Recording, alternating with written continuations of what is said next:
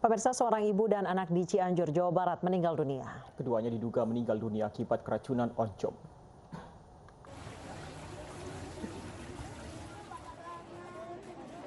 Sungguh malang nasib keluarga Dedi Sunardi. Ia ditinggal mati anaknya, sehari kemudian istrinya juga menghembuskan nafas terakhir.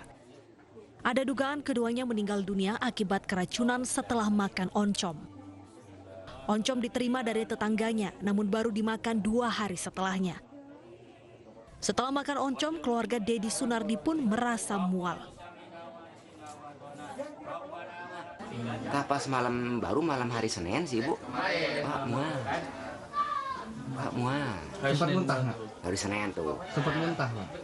Muntah tahu keluar tuh enggak. Muntah mungkin kencing. Terus pokoknya bolak-balik ke air gitu. Polisi sudah mengamankan sisa oncom yang belum dimakan untuk diperiksa kandungannya. Ya, hal tersebut masih kita dalami, karena kita kan belum tahu kandungan dalam makanan tersebut mengandung apa. Maka kita kerjasama dengan Dinas Kesehatan akan mengecek kandungan dari makanan yang mereka makan. Ada barang bukti yang diamankan? Untuk sementara ini kita masih hanya mengamankan sisa-sisa makanan yang belum dimakan sama korban. Kemudian juga kita masih mencari kemungkinan ada makanan-makanan yang dimuntahkan atau yang berkaitan dengan barang bukti. Polisi juga memeriksa tetangga yang memberikan oncom kepada keluarga yang malang ini. Dari Cianjur, Jawa Barat, Muhammad Andi Ihsan, iNews melaporkan. Usai diotopsi, 4 jenazah keluarga Dalang Anom Subekti langsung dimakamkan di Desa Kunir yang merupakan tempat kelahiran korban. Jenazah Anom Subekti dan istrinya Tri Purwati dimakamkan satu liang, dan di sebelahnya jenazah anaknya Alfitri dan cucunya Galih Lintang juga dimakamkan satu liang.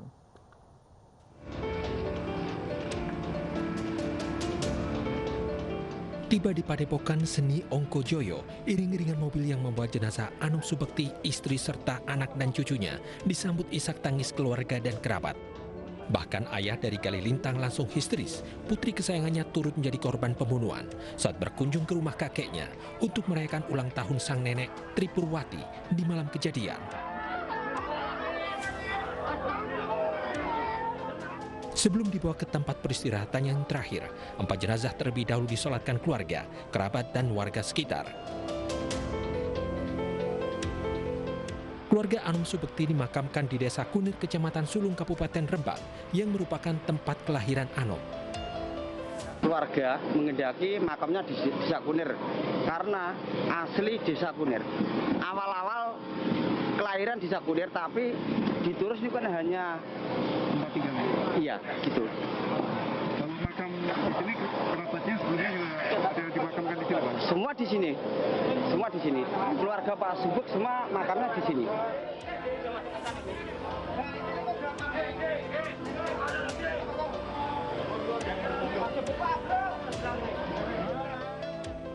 Jenazah Anom Subekti dan istrinya Tri Purwati dimakamkan satu liang lahat, dan di sebelahnya jenazah anaknya Alfitri dan cucunya Galih Lintang yang juga dimakamkan satu liang lahat.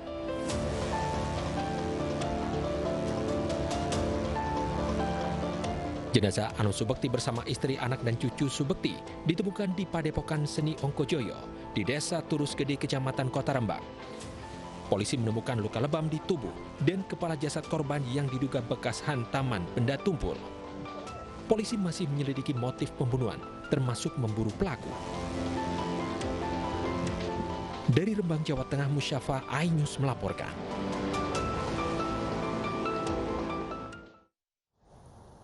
Pemirsa, kekerasan dalam rumah tangga kerap terjadi di daerah lain. Seorang suami yang menjadi pelaku penyiram air keras terhadap istrinya di Jambi ditangkap polisi. Pelaku melarikan diri dan bersembunyi di rumah orang tuanya usai menyiram air keras ke wajah istrinya.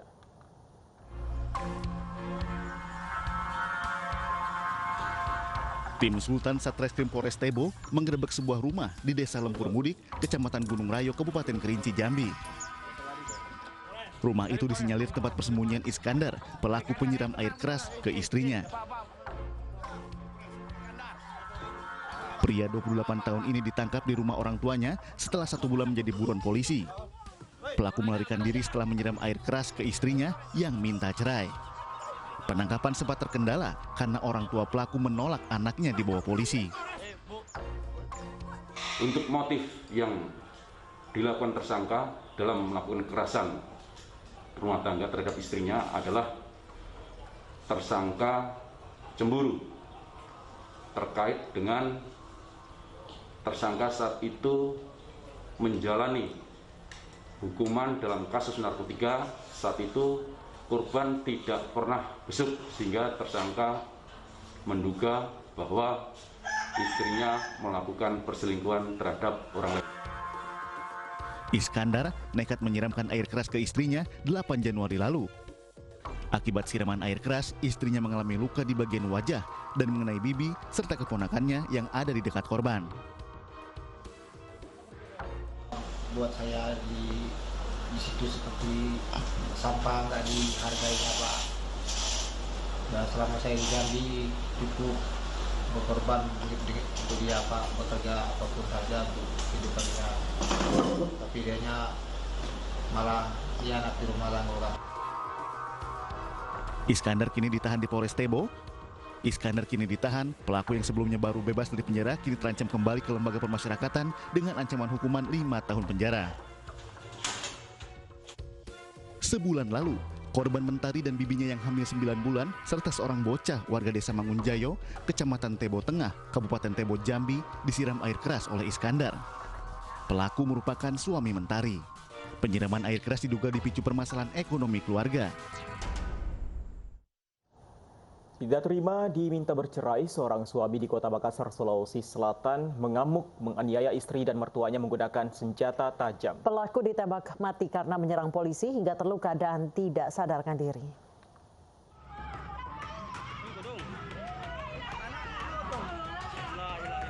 Warga Jalan Brawaja, Panakukang, Kota Makassar, Sulawesi Selatan gempar saat seorang wanita bersama orang tuanya tergeletak bersimbah darah di depan rumah.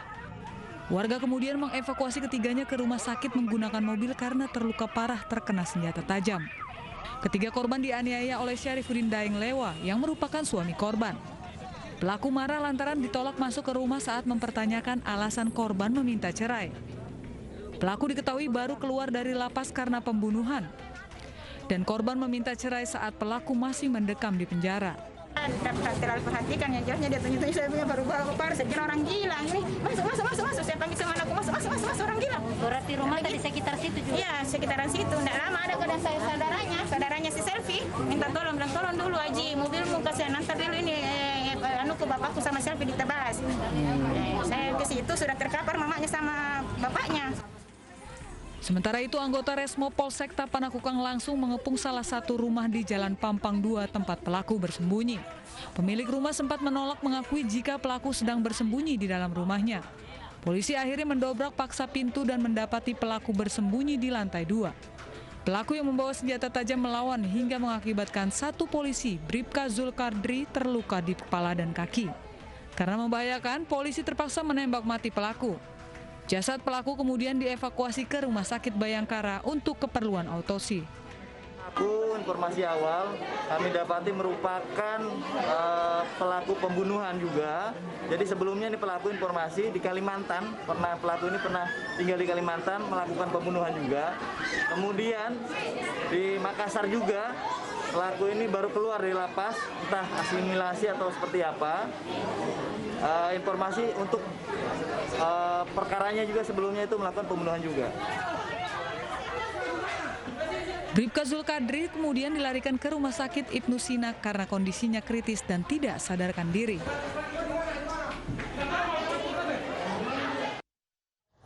Pemirsa, polisi menurunkan anjing pelacak untuk menyelidiki pembunuhan 4 orang di Rembang, Jawa Tengah. Polisi mendalami motif dendam pribadi dalam pembunuhan satu keluarga tersebut.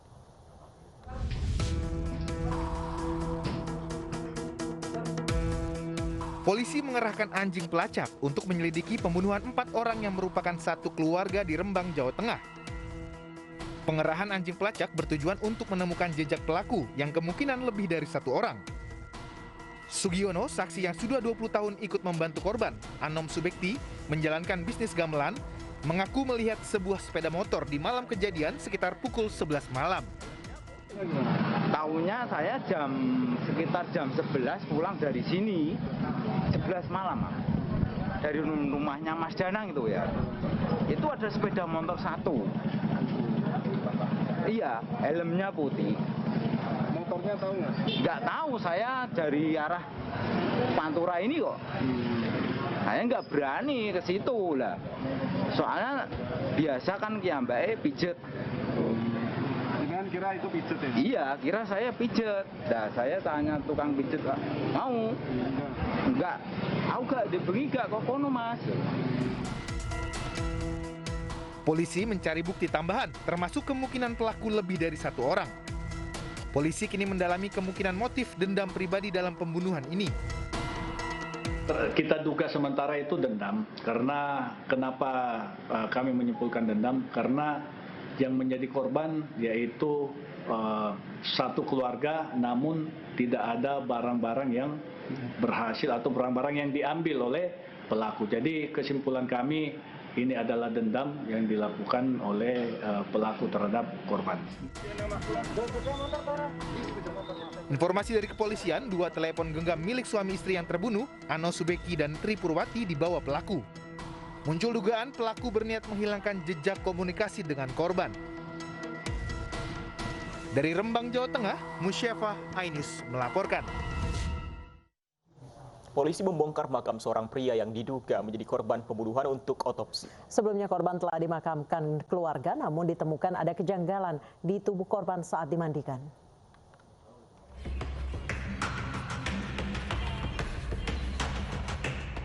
Makam Ardani dibongkar tim dari Polres Metro Bekasi dan tim forensik Mabes Polri sehari setelah dimakamkan untuk keperluan autopsi di TPU Sukatani, Kabupaten Bekasi, Jawa Barat. Keluarga lapor kepada polisi karena menemukan ada kejanggalan dari kematian korban yang diduga dibunuh. Dari hasil autopsi ditemukan sejumlah luka tusukan. Merasa adik saya itu meninggalnya tidak wajar. Dari segi mana teh yang tidak wajarnya itu? Apa? Dari segi mana teh? Dari segi apa tidak wajarnya? Yang dicurigain dari ibu itu apa, Bu? Banyak luka tusukan.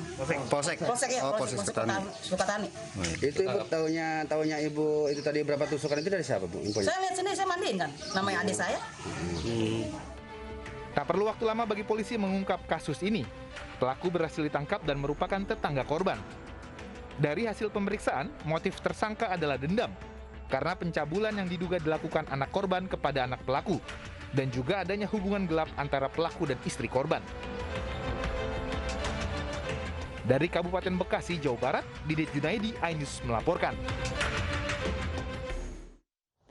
Selengkapnya sudah bergabung bersama kami Kombes Pol Hendra Gunawan, Kapolres Metro Bekasi. Selamat sore, Pak Hendra.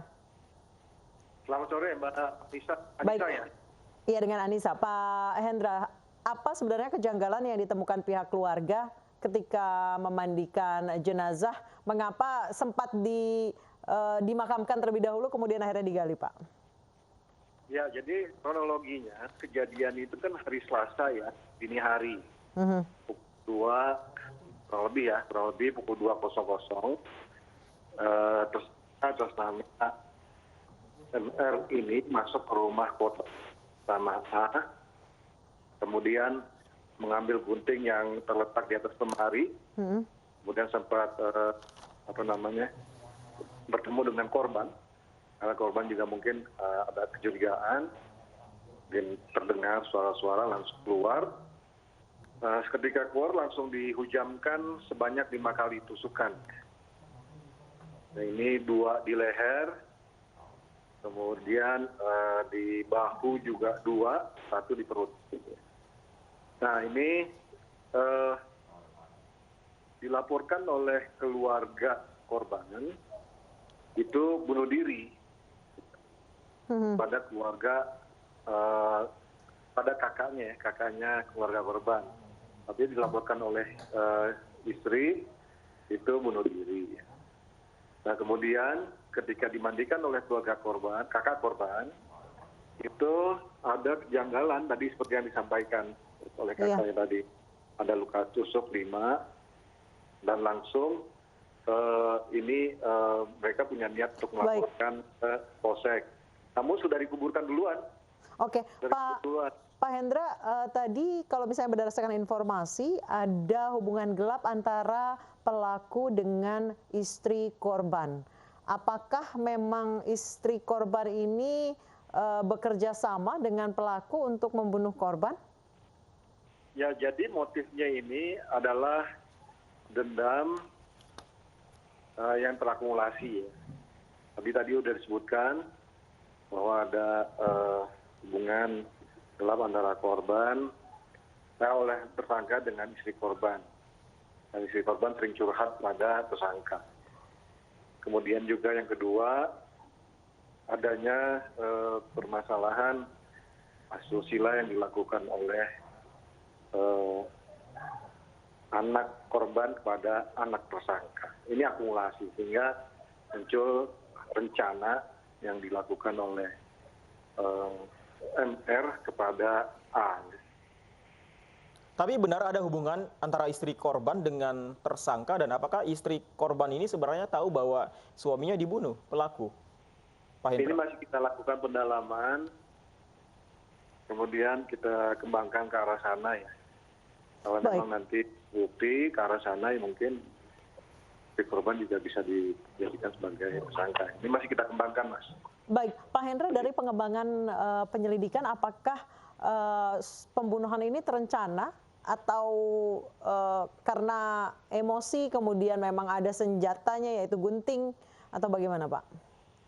Iya, jadi kami kenakan pasal 340 ya, pembunuhan berencana, dan 338 pembunuhan biasa. Kenapa kami kenakan itu? Karena dia masuk ke rumahnya si korban sudah memang punya rencana untuk melakukan itu. Baik, senjatanya sudah dibawa pada saat pelaku masuk ke rumah korban, Pak? Tadi yang saya sampaikan bahwa senjatanya ditemukan ya, berdasarkan keterangannya si tersangka ya. Dia menemukan senjata guntingnya di atas lemari, itu diambil di situ. Oke. Tapi kita akan cek lagi itu. Kita tidak percaya dengan keterangan tersangka begitu saja. Kalau penyelidikan sejauh ini, Pak Hendra, apakah ada kemungkinan istri korban ini akan juga dijadikan tersangka? Kita masih dalamin terus, Mas. Kita harus hati-hati dalam menentukan atau peningkatan status dari saksi sebagai tersangka. Baik, Pak Hendra, berdasarkan keterangan dari pelaku, ketika pelaku memasuki rumah korban, sebenarnya apa tujuan utamanya? Ya, tadi yang saya sampaikan ada motivasi dendam yang terakumulasi. Berarti memang masuk ke rumah itu memang sudah berniat ingin menyakiti ya, Pak ya? Dari pernyataan tersangka seperti itu. Baik. Sejauh ini dari pemeriksaan kasus asusila yang dilakukan anak korban terhadap anak pelaku, apakah itu juga diselidiki oleh kepolisian, Pak? Kebenarannya? Ya, kami sedang menyelidiki kasus itu, karena memang sampai saat ini belum ada laporan dari pihak korban. Oke. Nanti kita akan lakukan penyelidikan. Apabila memang itu terjadi dan dari pihak korban melaporkan, kami akan tindak lanjuti. Sebenarnya hubungan antara dua keluarga ini seperti apa? Apakah mereka bertetangga, Pak Hendra? Bersaudara ya. Bersaudara? Iya, bersaudara ini. Pak Hendra, siapa yang bersaudara? Pelaku dengan korban atau pelaku dengan istri korban atau bagaimana, Pak? Pelaku dengan korban ini bersaudara. Pelaku dengan korban. Sepupu atau? Ipar apa ya? Ipar-iparan gitu ya. Baik. Jadi masih satu saudara, masih satu keluarga ya, Pak ya? Iya, betul. Baik, sejauh ini dari hasil pengakuan pelaku, apa informasi terkini atau apa informasi yang baru, Pak? Kami akan cek dulu, karena ini baru maraton, anak-anak bekerja memeriksa. Sementara saya masih baru selesai keliling mengecek kampung tangguh ya. Nanti akan kami gelar lagi. Oke, berarti permasalahannya cukup kompleks ya di sana. Terima kasih Pak Hendra, kita akan tunggu bagaimana nanti kelanjutan dari penyelidikan pihak kepolisian. Selamat sore. Kita ke informasi lain, pemirsa, seorang pengendara ojek online di Tangerang Selatan, Banten menderita luka serius di sekujur tubuhnya diduga akibat dibakar oleh istrinya. Hingga kini istri korban belum diketahui keberadaannya.